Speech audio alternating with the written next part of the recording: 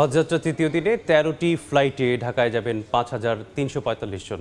এ নিয়ে বিস্তারিত জানাতে রাজধানীর আশকোনা হজ ক্যাম্পে আছেন সহকর্মী নাইম হাসান। সরাসরি যাচ্ছি তার কাছে।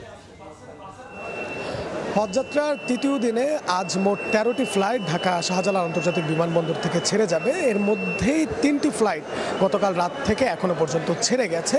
আরও যে 10টি ফ্লাইট রয়েছে সেই ফ্লাইটগুলোও কিন্তু ধাপে ধাপে ছেড়ে যাবে।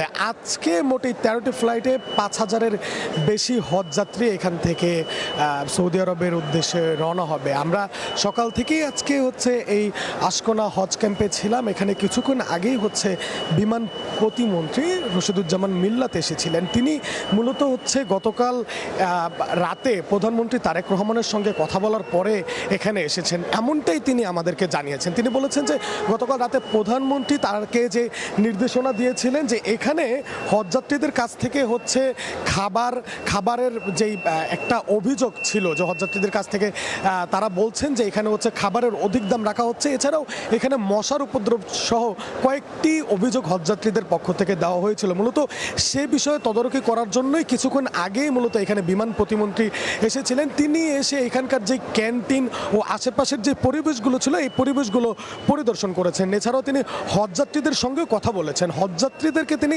আশ্বস্ত করেছেন যে যেহেতু তারা এবছর সময় একটু কম পেয়েছেন, তাদের সরকার মাত্র 2 মাস সময় পেয়েছে, এই কারণে কিছু বিষয় হয়তো বা একটু অব্যবস্থাপনা রয়েছে। তবে তারা বলেছেন যে সকল অব্যবস্থাপনা রয়েছে সেগুলো তারা খুব দ্রুতই এগুলো তারা সংশোধন করে নেবেন। তো আমার কাছে ঢাকার আশকোনা হজ ক্যাম্প থেকে হজ যাত্রার তৃতীয় দিনের এই ছিল সর্বশেষ তথ্য।